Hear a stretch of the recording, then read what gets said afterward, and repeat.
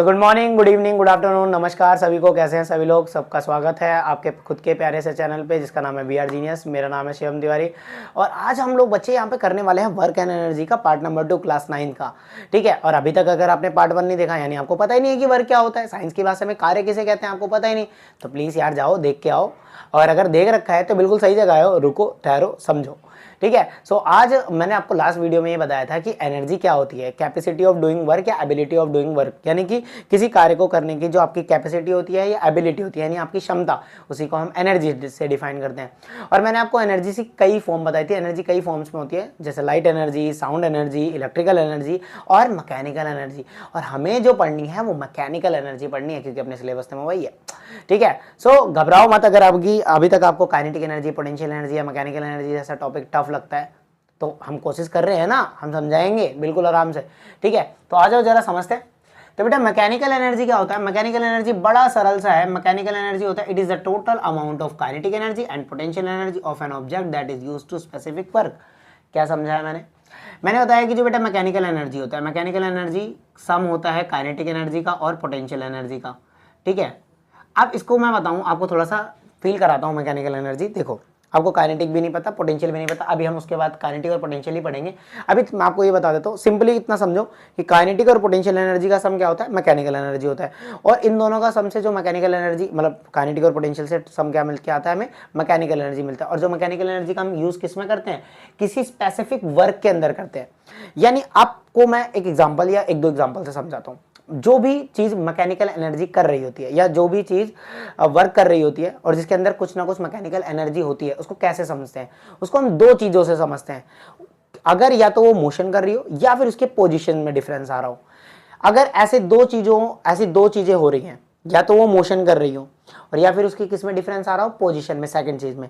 ठीक है, या तो मोशन या तो पोजीशन। इन दोनों बातों को अगर आप ध्यान रखते हैं, किसी भी ऑब्जेक्ट का या तो मोशन हो रहा हो या तो वो ऑब्जेक्ट मोशन में हो या फिर उसकी पोजीशन में कुछ डिफरेंस आ रहा हो या उसकी पोजीशन चेंज करी जा रही हो, और ऐसा करने के लिए जो एनर्जी रिक्वायर्ड होती है या जो एनर्जी लग रही होती है, इन दोनों कंडीशंस में उसी को हम क्या कहते हैं? Mechanical energy. ठीक है, अभी के लिए आप इतना समझेंगे और बिल्कुल इजी भाषा में समझेंगे। और अगर आपको ये नहीं समझ आया तो सिर्फ इतना समझो, काइनेटिक और पोटेंशियल एनर्जी का सम क्या होता है? मैकेनिकल एनर्जी होता है। अब आइए काइनेटिक एनर्जी को समझते हैं। काइनेटिक एनर्जी क्या होता है बेटा? It is defined as the energy possessed by a body by virtue of its motion. यानी अगर कोई भी ऑब्जेक्ट हमारा मोशन में है, कोई भी ऑब्जेक्ट अगर मोशन में है, तो उस दौरान पे जो उसके पास एनर्जी होती है वही एनर्जी हमारी क्या कहलाती है? काइनेटिक एनर्जी होती है। या फिर आप ऐसा भी कह सकते हो कि उसके मोशन के दौरान जो वर्क डन आप कर रहे हो, मतलब समझो मेरी बात, समझो कि भाई एक ऑब्जेक्ट है हमारा, कोई भी हमारा एक ऑब्जेक्ट है भाई। ऑब्जेक्ट ऐसे तो मोशन में होगा नहीं। आपको उसको मोशन में लाने के लिए कुछ ना कुछ क्या करना पड़ेगा? कार्य करना पड़ेगा, वर्क करना पड़ेगा। ठीक है, अभी आप समझोगे कि वर्क जो करना पड़ेगा, अब इस पे जो अभी आप वर्क करोगे, काम करोगे, उसकी वजह से क्या आ जाएगा? ये मोशन में आ जाएगा। और ये जो वर्क आपने किया ये सारा किस में कन्वर्ट हो जाएगा? एनर्जी में कन्वर्ट हो जाएगा। और ये जो मोशन में एनर्जी होगी, ये कौन सी एनर्जी होगी? काइनेटिक एनर्जी होगी। क्या समझ आ रहा है? क्या आपको समझ आ रहा है कि कोई भी ऑब्जेक्ट अगर मोशन में है तो उसके पास कौन सी एनर्जी होती है? वो कंटेन करके रखता है काइनेटिक एनर्जी। गाड़ी चल रही है, काइनेटिक एनर्जी है उसके पास। कोई रॉकेट उड़ रहा है, लगातार प्लेन उड़ रहा है, चल रहा है, आप दौड़ रहे हो, भाग रहे हो, गिर रहे हो, मतलब अगर आप मोशन में हो तो क्या आपके पास कौन सी एनर्जी है? काइनेटिक एनर्जी है। क्लियर हो रहा है क्या? आपके पास कौन सी एनर्जी? काइनेटिक एनर्जी है। यही चीज मैंने यहाँ पे भी लिखी हुई, दोबारा बोल देता हूं मैं कि energy possessed by a body, कोई भी वो एनर्जी जो बॉडी अपने अंदर पोजेस करती है, रखती है, किसके दौरान? मोशन के दौरान। उसी को हम क्या बोलते हैं? काइनेटिक एनर्जी बोलते हैं। क्या समझ आया? अच्छा, काइनेटिक एनर्जी का जो फॉर्मूला होता है बेटा, काइनेटिक एनर्जी का जो हमारे पास फॉर्मूला होता है वो होता है हाफ mv²। ये होता है हमारे पास काइनेटिक एनर्जी का फॉर्मूला, जहां पर हमारे पास m क्या होता है? मास ऑफ ऑब्जेक्ट होता है। m होता है हमारे पास मास ऑफ ऑब्जेक्ट, ऑब्जेक्ट। और जहां पर हमारे पास v होता है वेलोसिटी ऑफ ऑब्जेक्ट, यानी किस वेलोसिटी से ऑब्जेक्ट चल रहा है। ठीक है, ये होता है। अच्छा, आपको पता है मास क्या होता है? हमेशा कांस्टेंट होता है। आपको पता है किसी भी बॉडी का मास क्या होता है? कांस्टेंट। यानी ये जो काइनेटिक एनर्जी है डिपेंड किस पे करती है? वेलोसिटी ऑफ ऑब्जेक्ट पे, क्योंकि मास तो चेंज नहीं होता, वेलोसिटी चेंज हो सकती है, यानी किस पे डिपेंड करता है? वेलोसिटी पे करता है। अच्छा, उसके बाद आपको मैं बता दूं कि काइनेटिक एनर्जी कभी नेगेटिव नहीं होती। क्या नहीं होती, नेगेटिव नहीं होती। कॉपी में अगर आप अभी खोल रखी है और आपने पेन ले रखा है तो इसको नोट बनाकर लिखो, kinetic energy is neither, neither क्या आप लिखो, नॉट भी नेगेटिव या डजंट नेगेटिव, कभी नेगेटिव नहीं होती, नेवर भी नेगेटिव, है ना। काइनेटिक एनर्जी इज नेवर भी नेगेटिव, कभी नेगेटिव नहीं होती, ठीक है। उसका कारण देख सकते हो, फॉर्मूले से देख सकते हो, मास तो कांस्टेंट होता है और मास कभी नेगेटिव नहीं होता, हाफ भी एक कांस्टेंट है, ये भी नेगेटिव नहीं है, रह गया v। वेलोसिटी अगर नेगेटिव होगी तो इस स्क्वायर की वजह से क्या हो जाती है, पॉजिटिव, इसलिए काइनेटिक एनर्जी कभी भी नेगेटिव नहीं होती। उसके बाद बात करें SI यूनिट की, क्योंकि ये एक एनर्जी है तो इसकी SI यूनिट भी क्या होती है, जूल होती है, कोई दिक्कत तो नहीं है। इसकी SI यूनिट भी क्या होती है, जूल होती है, ठीक है। कोई कंफ्यूजन नहीं है, बिल्कुल समझ आ रहा है। मैकेनिकल एनर्जी क्या होता है, मैकेनिकल एनर्जी काइनेटिक और पोटेंशियल का सम होता है। उसके बाद मैंने आपको बताया काइनेटिक एनर्जी क्या होता है कि अगर कोई भी बॉडी मोशन में है तो उस समय जो उसके पास एनर्जी होती है वही एनर्जी क्या होती है, हमारे पास काइनेटिक एनर्जी होती है, ठीक है। अच्छा, आइए इसकी डेरिवेशन कर दें। डेरिवेशन करते करते हम समझेंगे वर्क एनर्जी थ्योरम भी समझेंगे इसी के अंदर, ठीक है। मतलब ये फॉर्मूला ड्राइव करते हैं। डेरिवेशन जिन बच्चों को नहीं पता तो आपको force and laws of motion में मैंने आपको पहली डेरिवेशन कराई थी, मोशन वाले चैप्टर में कराई थी, जहां से मैंने आपको मोशन की तीनों इक्वेशन ड्राइव करके दिखाई थी, किससे, ग्राफिकल मेथड से, ठीक है। तो किसी भी इक्वेशन को जैसे अब ये हमारे पास फॉर्मूला है काइनेटिक एनर्जी का, तो इसको हम ड्राइव करेंगे कि कैसे आया, ठीक है। चलो समझते हैं।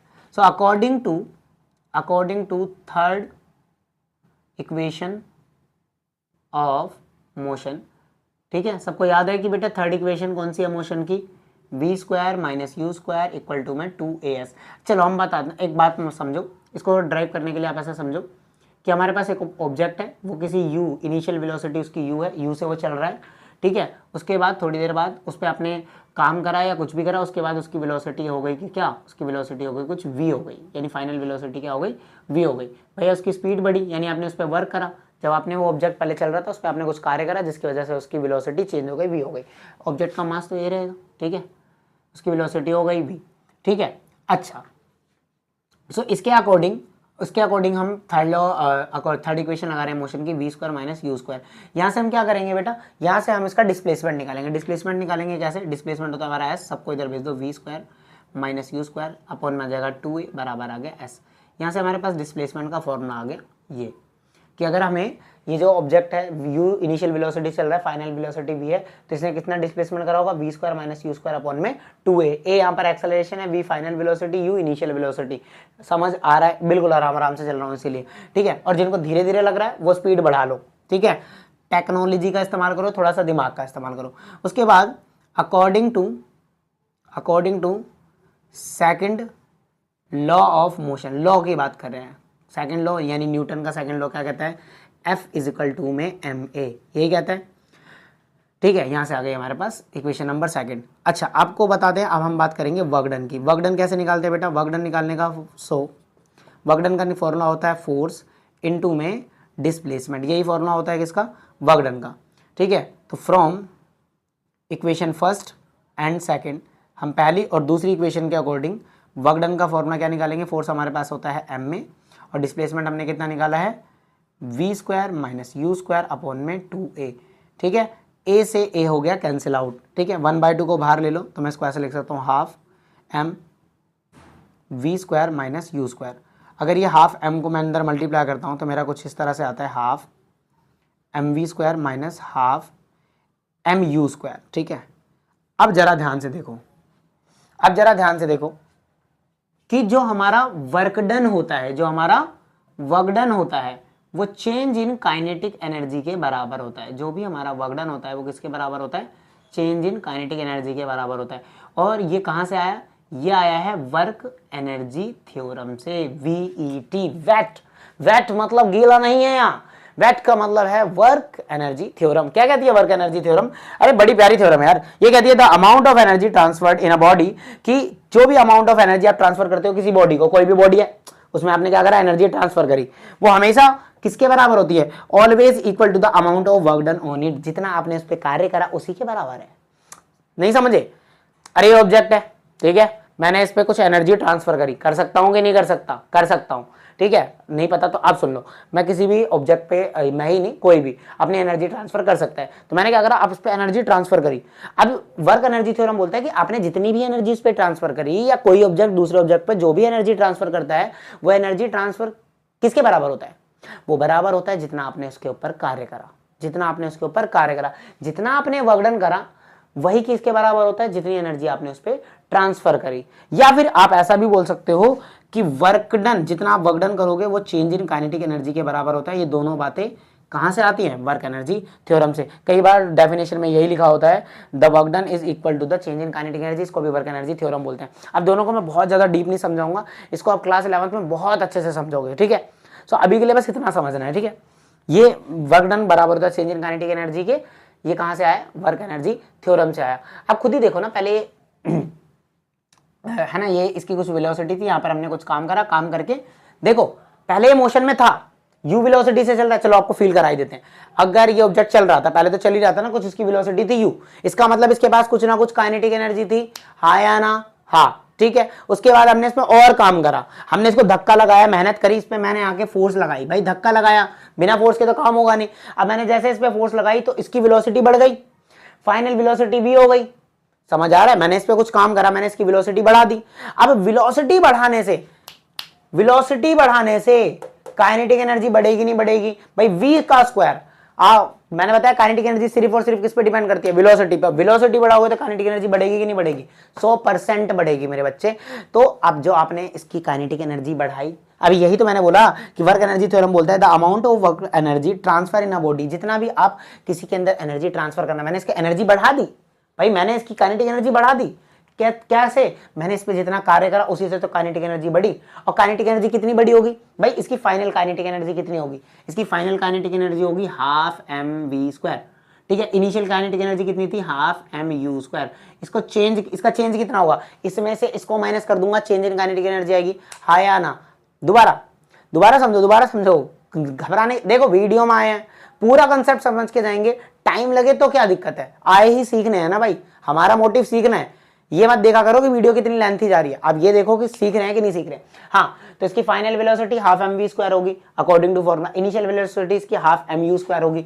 अब इसका चेंज कैसे निकालोगे, फाइनल में से इनिशियल माइनस कर दोगे तो आपको पता लग जाएगा ना पहले कितनी थी और हमने बढ़ाई कितनी। भाई पहले आपके पास 50 रुपए थे, फाइनली आपके पास 100 रुपए हो गए, कितने मैंने बढ़ा दिए, 50 रुपए दिए ना। तो फाइनल में से इनिशियल काइनेटिक एनर्जी बढ़ाओ, माइनस करोगे तो आपको पता लग जाएगा कितनी काइनेटिक एनर्जी बढ़ाई। और जितनी एनर्जी आपने बढ़ाई है, यानी जितनी एनर्जी आपने ट्रांसफर करी है, वो किसके बराबर होती है, फटाफट से बताओ किसके बराबर होती है, वर्क डन के बराबर होती है। ये कौन बोलता है, वर्क एनर्जी थ्योरम बोलता है the amount of energy transfer in a body is always equal to the amount of work done on it. आशा करता हूँ आपको मैं समझा पाया हूँ, और अगर अभी बात नहीं समझ आई तो थोड़ा सा वीडियो को पॉज करो, दोबारा समझो, 2-3 बार देख लो, समझ आ जाएगा, ठीक है। सो वर्क डन बराबर होता है चेंज इन काइनेटिक एनर्जी के, यानी कि जाहिर सी बात है कि हमारे पास क्या है, चेंज इन काइनेटिक एनर्जी, यानी वर्क डन ही हमारा क्या है, चेंज इन काइनेटिक एनर्जी के बराबर। तो यानी मैं इसको लिख सकता हूँ ना, चेंज इन काइनेटिक एनर्जी बराबर में हाफ mv² और माइनस हाफ mu², यानी वर्क डन ही मेरा काइनेटिक एनर्जी होता है। देखो आ गया ना बराबर, वर्क डन ही तो चेंज इन काइनेटिक एनर्जी है, ठीक है। अच्छा, अगर मान लो इनिशियली ये आपका फॉर्मूला हो गया, ये फॉर्मूला तब लगाओगे आप, ये वाला फॉर्मूला तब लगाओगे, चेंज इन काइनेटिक एनर्जी का फॉर्मूला बोलो चाहे वर्क डन का फॉर्मूला बोल लो, ये आ गया फॉर्मूला। सर ये नहीं आया, अरे आ रहा है भाई, रुक जाओ। ये फॉर्मूला कब आता है, कब यूज करना है ये बताता हूँ। ये मेन फॉर्मूला ये है, half mv² minus half mu²। जब पहले से ऑब्जेक्ट मोशन में था, उसके बाद फाइनली दोबारा मोशन, आपने उसके मोशन में आपने बढ़ा दिया इसकी स्पीड, तो ये फॉर्मूला लगाओगे। अच्छा, इनिशियली मान लो वो रेस्ट पे एट u = 0 है ना, इनिशियली मान लो, इनिशियली लिख लेते हैं यहाँ पे, initially object are rest, initially object जो है हमारा किस पे है, रेस्ट पर है। तो इनिशियली ऑब्जेक्ट रेस्ट पे, तो u की वैल्यू कितनी हो जाएगी, 0। यहाँ पर u की वैल्यू 0 पुट करोगे तो हमारे पास, अभी ये देखो हमारे पास क्या आ जाएगा, हमारे पास आ जाएगा हाफ, ये वाला टर्म पूरा का पूरा 0 हो जाएगा, तो हाफ mv², ये बराबर किसके है, वर्क डन के बराबर है, और यही हमारा किसके बराबर होता है, काइनेटिक एनर्जी। तो काइनेटिक एनर्जी ऐसे भी लिख सकते हो आप, ऐसे भी लिख सकते हो, ठीक है। और काइनेटिक एनर्जी का फॉर्मूला क्या है, हाफ mv²। ये तब लगाओगे जब हमारा इनिशियली ऑब्जेक्ट रेस्ट पे होता है, उसके बाद आप काइनेटिक एनर्जी लगाते हो या उसकी स्पीड बढ़ाते हो, वर्क डन करते हो, तब ये हमारे पास फॉर्मूला ये आता है। लेकिन अगर वो पहले से मोशन में, देन आपने उसकी काइनेटिक एनर्जी बढ़ाई, तो फॉर्मूला आ जाएगा half mv² minus half mu²। समझ आ गया बेटा, ठीक है। ये हमारे पास काइनेटिक एनर्जी का फॉर्मूला ड्राइव हो गया, ठीक है। एक बार इसका स्क्रीनशॉट ले लो, फिर हम पोटेंशियल एनर्जी को समझते हैं। तो बेटा पोटेंशियल एनर्जी को भी देखते हैं, काइनेटिक वगैरह अगर समझ आया तो पोटेंशियल को भी देखो। पोटेंशियल एनर्जी क्या होता है, समझो उसको क्या बोल रहा है, the energy possessed by a body due to its change in position और shape is called potential energy. समझ तो कुछ आया नहीं होगा, समझाते हैं कि अगर आप किसी भी ऑब्जेक्ट की पोजीशन चेंज करते हैं, ठीक है, अभी हम पोजीशन वाला कंसेप्ट सीखेंगे, ठीक है। पोजीशन कैसे, जैसे मान लो ये ऑब्जेक्ट है, ये ऑब्जेक्ट मैंने ग्राउंड पे रखा हुआ है, अभी तो फिलहाल मैंने हाथ पे रखा है, मान के चलो ये जो है सरफेस मेरा ग्राउंड है, तो मैंने इसको क्या करा, ग्राउंड पे रख रखा है और ग्राउंड से उठाकर इसको ऐसे यहाँ कहीं ऐसे हाइट पर रखा, या जो भी है यहाँ पे ऐसे भी पकड़ रखा है, तो यहाँ से यहाँ मैंने क्या करा, कुछ हाइट ली, यानी इसका कुछ ना कुछ डिस्प्लेसमेंट हुआ, और इसको मैंने क्या करा, फोर्स लगाया ना भाई। आपको पता है कि ग्रेविटी नीचे की साइड होती है, ठीक है, ग्रेविटी क्या होता है, नीचे की साइड होती है। मैंने इसका पोजीशन चेंज करा, पोजीशन चेंज करा यानी इस ग्रेविटी के अगेंस्ट काम करा, है ना। ग्रेविटी नीचे, आपको पता है अर्थ की ग्रेविटी इसको नीचे खींच रही है, अभी छोड़ूंगा तो नीचे गिर जाएगा, लेकिन जब ये ग्राउंड पे रखा रहता है तब तो उसको ऐसे नीचे गिरने का डर नहीं होता क्योंकि नीचे ही है। तो जैसे जैसे इसको यहाँ उठा रहा हूँ तो मैंने एक ताकत लगाई और कुछ डिस्प्लेसमेंट करके इसको यहाँ तक मैंने ऐसे पहुँचा दिया, ठीक है। तो यानी इस पर मैंने क्या करा, कुछ ना कुछ काम करा। अब जब मैंने आप इसके ऊपर कुछ ना कुछ काम करा तो ये सारा काम आपको बताया था ना मैंने, वर्क एनर्जी थ्योरम क्या कहता है कि आपने किसी बॉडी पे वर्क करा और वर्क करके देखो, अब ये मैंने यहाँ पर इसकी पोजीशन चेंज कर दी, अभी यहाँ पर है, इसकी पोजीशन पहले यहाँ थी अब यहाँ है, ठीक है, मोशन में तो नहीं है ना, सिर्फ पोजीशन चेंज हुई है। तो इसके और इसके बीच में मैंने क्या करा है, पोजीशन चेंज करा, और पोजीशन चेंज करने के लिए मैंने क्या करा, इस पर कार्य करा यानी वर्क करा। और ये वर्क किसके बराबर होता है, जितना एनर्जी आपने ट्रांसफर करा, यानी मैंने इस पर कार्य करा, यानी मैंने इसको कुछ ना कुछ एनर्जी ट्रांसफर करी। और अब जो पोजीशन चेंज करते समय जो मैंने एनर्जी ट्रांसफर करी, कौन सी एनर्जी है, पोटेंशियल एनर्जी। यानी आप किसी ऑब्जेक्ट की अगर पोजीशन चेंज करते हो, अच्छा पोजीशन चेंज करने का मतलब ये नहीं, देखो डिपेंड करता है कि आप हर जगह नहीं, आप पता लगेगा आपने, अब जैसे यहाँ पे ग्राउंड पे रखी हुई है कोई चीज़, अब ऐसे ग्राउंड पे रखी हुई है कोई चीज़, आपने उठाकर यहाँ पे रख दी, है ना। अब जैसे आपका कप रखा है आपके टेबल पे, तो एक कोने से दूसरे कोने पे रख दिया आपने, कोई बुक एक कोने से उठा के दूसरे कोने पे टेबल पे रख दी, या बेड से उठा के दूसरे बेड के कोने में रख दी। आपने बोला सर मैंने तो पोजीशन चेंज कर दी, लेकिन इसकी तो पोटेंशियल एनर्जी बदल गई होगी, यानी इसके पास कुछ एनर्जी होगी। नहीं, ऐसा नहीं है भाई, ये कुछ सर्कमस्टांसेस की बात है कि पोजीशन कहाँ बदलने वाली है। अब जैसे यहाँ तो मैंने ग्रेविटी के इन्फ्लुएंस में करी है, तो अभी आप इतना समझो कि पोजीशन बदलनी है ग्रेविटी के इन्फ्लुएंस में, क्योंकि अभी आप बिल्कुल बेसिक सीख रहे हो, आप पहली बार सीख रहे हो कि पोटेंशियल एनर्जी जैसा कुछ होता है। बच्चे 9th क्लास बेसिक क्लास होती है, तो अभी आप इतना समझो कि ग्रेविटी के इन्फ्लुएंस में ही चेंज करेंगे तभी पोटेंशियल एनर्जी मानी जाएगी। क्लियर है क्या। तो यानी या तो आप उसकी पोजीशन बदल दो या फिर आप उसका क्या बदल दो, शेप। पोजीशन वाला कंसेप्ट समझ आया तो शेप वाला भी समझा दिया जाए भाई। आपने वो देखा है क्या, आपका स्माइली बॉल देखा है, स्माइली स्पंची बॉल, है ना, जैसे जैसे लोगों को दिया जाए, बच्चे खेलते हैं उससे लगते नहीं है, मारो ऐसे मस्त। अब मेरे पास है नहीं तो मैं तुम्हें दिखाता, आपके पास होगा ना, येलो कलर की होती है ऐसे मस्त, उस पर ऐसा बना होता है ऐसे करके, ऐसे 2 आंखें होती है और ऐसे एकदम मस्त मुस्कुराता हुआ, है ना। हम लोगों को तो दुख है लेकिन ये मुस्कुराता रहता है, तो इसको क्या, हम इसको देख नहीं पाते तो इसको हम ऐसे दबाते हैं, और दबा के जैसे छोड़ते हैं वापस अपना शेप और साइज रिगेन कर लेता है। जैसे फिर दबाया फिर शेप और साइज रिगेन कर लिया। अच्छा ये बात तो समझ आ रही है। एक बात और समझते हैं, जैसे स्प्रिंग है, स्प्रिंग मैंने यहाँ पे ऐसे स्प्रिंग बांध दिया, ऐसे करके स्प्रिंग बांध दी, ठीक है। इस स्प्रिंग को क्या करा मैंने, ऐसे इस पर धक्का लगाया, मस्त क्या करा, ऐसे मस्त इस स्प्रिंग को धक्का लगाया। धक्का लगाऊंगा तो एकदम ऐसे पिचक जाएगी, जैसे छोड़ूंगा फिर से फटाक से भागेगी। यानी कि अब थोड़ा समझ में आ रहा होगा कि जब आप उस, जैसे कि जो स्पंजी बॉल है उसका जब आप शेप चेंज कर रहे थे, आप उसका शेप ऐसे दबा के चेंज कर रहे थे, तो उस पर आप क्या कर रहे थे, वर्क कर रहे थे कुछ, और उसके शेप चेंज होने की वजह से जो आप वर्क कर रहे थे वो सारा वर्क किस में स्टोर हो रहा था, पोटेंशियल एनर्जी में स्टोर हो रहा था। समझ आ रहा है। ऐसे ही आपने इस स्प्रिंग की शेप चेंज करी, या तो खींचो या तो धक्का लगाओ। जब इसको ऐसे धक्का लगाओगे या खींचोगे तो इसकी शेप चेंज होगी, और जब शेप चेंज होगी इसका मतलब आप इस पर वर्क कर रहे हो, और सारा वर्क कौन सी फॉर्म में कन्वर्ट कर लेगा, ये अपने अंदर स्टोर कर लेगा सारा वर्क, कौन सी फॉर्म में, पोटेंशियल एनर्जी की फॉर्म में स्टोर कर लेगा। और जैसे ही हाथ हटाओगे ये अपनी सारी की सारी एनर्जी क्या करेगा, एकदम से रिलीज कर देगा। आ गया क्या समझ में पोटेंशियल एनर्जी क्या होता है। या तो किसी की पोजीशन आप चेंज करो या फिर उसका शेप करो, है ना। ऐसे धनुष भी बना हुआ है आपकी किताब में, धनुष में भी क्या होता है, उसकी हम पोजीशन चेंज करते हैं, जहां पर भी होता है ऐसे हम खींचते हैं, मस्त है ना, समझ आ रहा है। ऐसे मस्त खींचा तो पोजीशन हो गई, पोजीशन नहीं इसमें सॉरी शेप चेंज हो गया। जैसे ही मैंने छोड़ा तो ये वापस सारा इसने पोटेंशियल एनर्जी स्टोर करा था, वर्क सारा स्टोर करता है एज अ पोटेंशियल एनर्जी, और जैसे छोड़ा ये फटाक से यहाँ पर वापस चला जाएगा। क्या समझ आया, क्या समझ आया कि पोटेंशियल एनर्जी क्या होता है? वो एनर्जी जो किसी भी ऑब्जेक्ट के पास होती है, जब वो अपनी पोजीशन या शेप बदलता है तो उसके पास जो एनर्जी स्टोर्ड हो जाती है वो कौन सी एनर्जी होती है? पोटेंशियल एनर्जी होती है। और हमारे सिलेबस में पोटेंशियल एनर्जी जो हमें पढ़नी है वो हमें पढ़नी है ग्रेविटेशनल पोटेंशियल एनर्जी। इसके अलावा भी और भी पोटेंशियल एनर्जी होती है, जैसे इलेक्ट्रोस्टैटिक पोटेंशियल एनर्जी, लेकिन मैं आपको नाम लेके कंफ्यूज भी नहीं करूंगा। हमें ग्रेविटेशन पोटेंशियल एनर्जी पढ़नी है तो हम उसी को पढ़ते हैं, ठीक है। ये हमें शेप वाला कंसेप्ट भी नहीं पढ़ना, बट डेफिनेशन में है तो मैंने बताया आपको पोजीशन वाला ही सिस्टम समझना है। अब देखो, जैसे कि मैंने एग्जांपल दिया कि कोई भी ऑब्जेक्ट जैसे ग्राउंड फ्लोर पे, ग्राउंड पे रखा हुआ है, इस ऑब्जेक्ट को हमने क्या करा, यहाँ से फोर्स लगा के किसी हाइट पर लिया है, किसी h हाइट पर लिया है। अब इसको देखो, नीचे की तरफ से ग्रेविटी खींच रही होगी, अर्थ की ग्रेविटी खींच रही है, हमने ग्रेविटी के अगेंस्ट काम करा, समझ रहे हो? ग्रेविटेशन पोटेंशियल एनर्जी समझा रहा हूं। आप आपने ग्रेविटी को नीचे खींच रही है, लेकिन हम ग्रेविटी के अगेंस्ट काम कर रहे हैं भाई, तो खींच रहे, लेकिन हम तेरे को ऊपर लेके जाएंगे। हम इसको ऊपर लेके गए और हमने क्या चेंज करी, इसकी पोजीशन चेंज करी। अब ये जो पोजीशन चेंज करी ग्रेविटी के अगेंस्ट, ठीक है, यानी हमने कुछ काम करा और ये सारा वर्क कौन सी एनर्जी में कन्वर्ट होगा? Potential energy. और क्योंकि ग्रेविटी के इन्फ्लुएंस में कराया है तो कौन सी पोटेंशियल एनर्जी है? Gravitational potential energy. क्लियर है क्या बेटा? अच्छा, आपको पता लग गया वर्क डन ही एनर्जी होता है, तो वर्क बराबर क्या होता है? फोर्स इनटू में डिस्प्लेसमेंट। और क्योंकि यहाँ पर ग्रेविटेशनल फोर्स लगेगी तो ग्रेविटेशनल फोर्स क्या होती है? mg। अर्थ पर तो mg होती है, और डिस्प्लेसमेंट कितना करा? h। और वर्क डन ही हमारा क्या है? पोटेंशियल एनर्जी है, तो पोटेंशियल एनर्जी का हमारा फॉर्मूला क्या आया? mgh।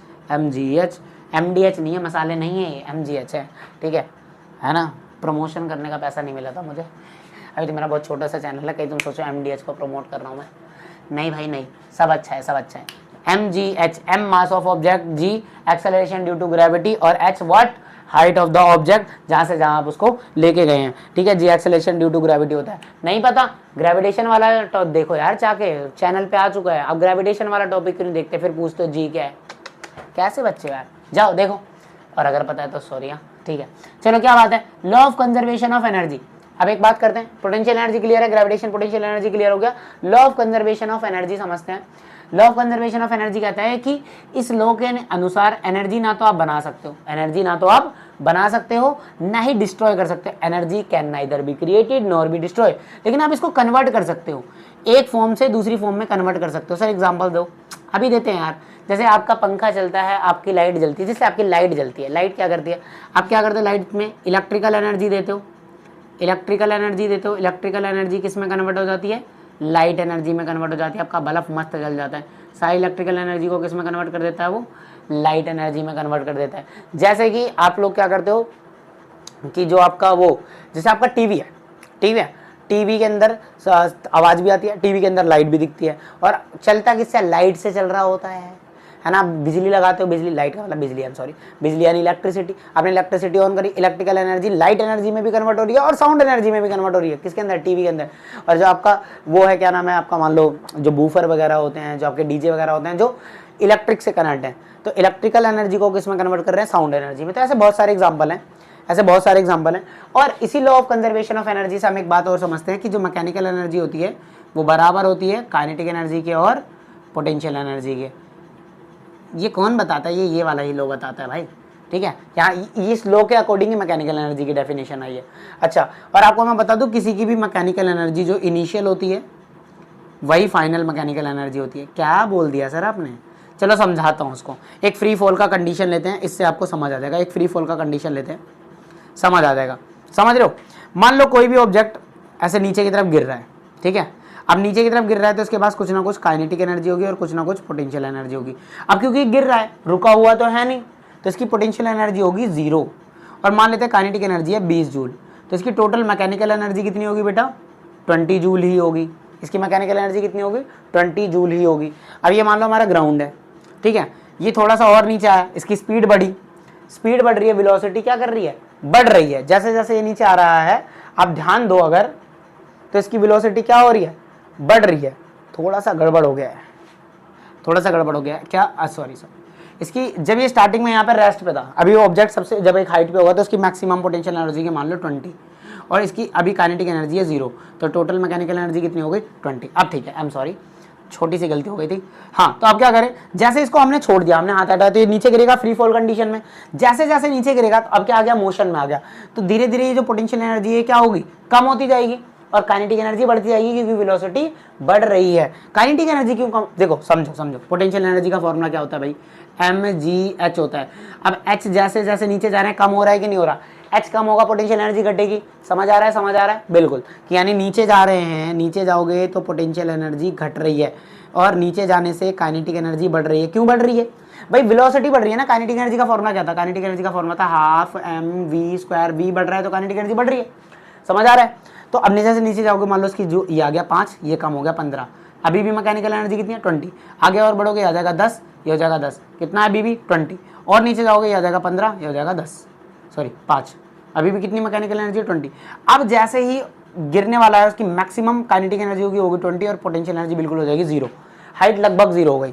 तो अभी भी मैकेनिकल एनर्जी कितनी है 20। अब यह देखो पूरे सिस्टम में मैकेनिकल एनर्जी क्या है, कांस्टेंट, कंजर्व है। यही तो मैं बोल रहा हूं कि law of conservation of energy यही बोलता है कि एनर्जी ना तो बनाई जाती है, यानी टोटल मैकेनिकल एनर्जी होती है, काइनेटिक और पोटेंशियल का सम ही तो होता है। तो जितनी मैकेनिकल एनर्जी पहले थी स्टार्टिंग में, उतनी ही मैकेनिकल एनर्जी बाद में भी है। देखो हर कंडीशन पे मैकेनिकल एनर्जी बदल नहीं रही है। हाँ, काइनेटिक सारी पोटेंशियल एनर्जी काइनेटिक में कन्वर्ट हो रही है, यानी एनर्जी एक से दूसरे फॉर्म में कन्वर्ट हो सकती है, लेकिन सिस्टम की टोटल एनर्जी क्या है, कंजर्व है। आ गया क्या समझ में, सिस्टम की टोटल एनर्जी कंजर्व है, बस वो एक फॉर्म से दूसरी फॉर्म में क्या हो रहा है, कन्वर्ट हो रहा है। क्लियर है क्या, यानी यही चीज मैं समझाना चाह रहा था कि इसके अकॉर्डिंग, कंजर्वेशन ऑफ लॉ के अकॉर्डिंग, कि कोई भी जो टोटल एनर्जी है, किसी भी सिस्टम की टोटल एनर्जी वो कंजर्व रहती है, बट ना तो आप एनर्जी बना सकते हो ना डिस्ट्रॉय कर सकते। देखो यहाँ पे कोई नई एनर्जी बनी नहीं, कोई पुरानी एनर्जी खत्म हुई नहीं, टोटल एनर्जी जितनी थी उतनी ही है, बट एनर्जी एक फॉर्म से दूसरी, कभी पोटेंशियल से काइनेटिक की एनर्जी में कन्वर्ट होती है, कभी काइनेटिक से पोटेंशियल एनर्जी में कन्वर्ट होती है। क्या आपको ये बात समझ आई। तो हम 2-4 काइनेटिक के और 2-4 पोटेंशियल एनर्जी के न्यूमेरिकल करेंगे और आज की इस वीडियो को करेंगे समाप्त। ठीक है, आप इसका स्क्रीनशॉट ले लो। तो बेटा देखो 2-3 न्यूमेरिकल देख लेते हैं हमारे पास काइनेटिक एनर्जी और पोटेंशियल एनर्जी पे। ठीक है, ये हमारे पास 3 क्वेश्चंस है, बाकी आप एनसीईआरटी के कर लेना, इनफ है आपके लिए। और अगर आपको कोई क्वेश्चंस का डाउट है तो प्लीज़ मेक श्योर आप मुझे कमेंट करना, मैं जरूर उसको किसी एक वीडियो में कवर करने की कोशिश करूँगा, मैक्स टू मैक्स क्वेश्चन अगर आप बोलते हैं तो। ठीक है, आ जाओ जरा देखते हैं क्या बोल रहा है। An object of mass is 40 kg is moving with a velocity of 50 meter पर second, find its kinetic energy. बड़ा सिंपल है बेटा, आंसर नंबर 1। तो इसने बोला कि एक ऑब्जेक्ट है जिसका मास दे रखा है। देखो सबसे पहले हमेशा क्या लिखना होता है, गिवन। कितनी बार समझाता हुआ चल रहा हूँ, मास कितना है हमारे पास 40 kg है। ठीक है, ऐसा यूनिट में दे रखा है और वो मूव कौन सी वेलोसिटी से कर रहा है, वेलोसिटी हमें गिवन है कितनी, 15 मीटर पर सेकंड। ठीक है, अब एक काम करना है, हमें काइनेटिक एनर्जी निकालनी है। काइनेटिक एनर्जी का फॉर्मूला क्या होता है, काइनेटिक एनर्जी का जो हमारा फॉर्मूला होता है हाफ mv² होता है, क्योंकि हमें काइनेटिक एनर्जी क्या कर रहा है, काइनेटिक एनर्जी तो पूछ रहा है। ठीक है, चलो बहुत बढ़िया। तो यहाँ से हम क्या करेंगे, सबको पता लग गया, जल्दी से सॉल्व करके मेरे से पहले बताओ। यहाँ पे 40 आ गया, v कितना है गया 15 का स्क्वायर। ठीक है, 2 1 कम 2, 2 दूनी 4, यहाँ पे आ गया हमारे पास 20। 15 का अगर हम करेंगे तो 225 आ जाएगा, और इसको फटाफट से आपस में मल्टीप्लाई कर लोगे तो आपका कुछ आंसर आ जाएगा, किस में आ जाएगा, जूल में। तो इसको मल्टीप्लाई करके जल्दी से मुझे आंसर कमेंट बॉक्स में कमेंट करेंगे। ठीक है, चलो आगे आ जाते हैं आंसर नंबर 2 में। आंसर नंबर 2 में समझते हैं क्या करना है। कह रहा है a force applied on a body, हमने एक फोर्स अप्लाई करी है किसी बॉडी में, एक बॉडी है जिसपे हम लोग क्या कर रहे हैं, एक फोर्स अप्लाई कर रहे हैं। ठीक है, और वो बॉडी का वजन कितना है, 2 किलो है। ठीक है, गिवन है, गिवन क्या क्या है हमें, गिवन है जो बॉडी का मास है वो कितना है, 2 किलो है।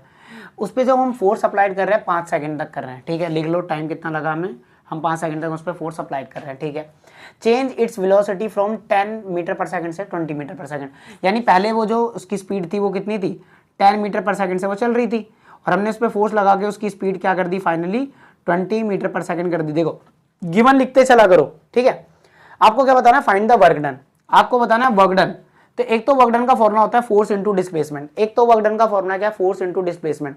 तो यहां से आप फोर्स निकाल के, और डिस्प्लेसमेंट तो पता ही नहीं है, तो फिर तो बहुत दिक्कत हो जाएगी। तो एक वर्क डन का एक और फॉर्मूला आपने सीखा था कि वर्क डन बराबर होता है चेंज इन काइनेटिक एनर्जी के बराबर में। यहाँ से वर्क डन बराबर चेंज इन काइनेटिक एनर्जी आएगा half mv² minus half mu²। यहाँ से अगर मैं हाफ m को कॉमन ले सकता हूँ तो अंदर आ जाएगा v² माइनस u², यहाँ से आ जाएगा work done. So work done बराबर हाफ, m की वैल्यू कितनी है बेटा, पुट करो 2, 2 से 2 कैंसिल, v² कितना है हमारे पास 20, 20 का स्क्वायर होता है 400, माइनस 10 का स्क्वायर कितना हो जाएगा, u² हो जाएगा 100, 400 में से 100 गए, कितना आ गया 300 जूल। वर्क डन हमारा कितना आ गया 300 जूल। फटाफट से देखो, कोई डाउट है क्या, देखो एक ऑब्जेक्ट था, उस पर हम फोर्स लगा रहे थे, उसकी पहले स्पीड 10 मीटर पर सेकंड थी, फिर 5 सेकंड तक आप उस 2 किलो के उस पर मतलब ऑब्जेक्ट पे फोर्स लगाए जा रहे थे, उसकी स्पीड बढ़ा दी आपने 20। आपने कितना कार्य करा ये आपसे पूछा, और कार्य बराबर होता है चेंज इन काइनेटिक एनर्जी। कौन बताता है ये तो वर्क एनर्जी थ्योरम बताती है, वेट। कौन बताता है? वेट। शाबाश, बोलने में अच्छा लग रहा था।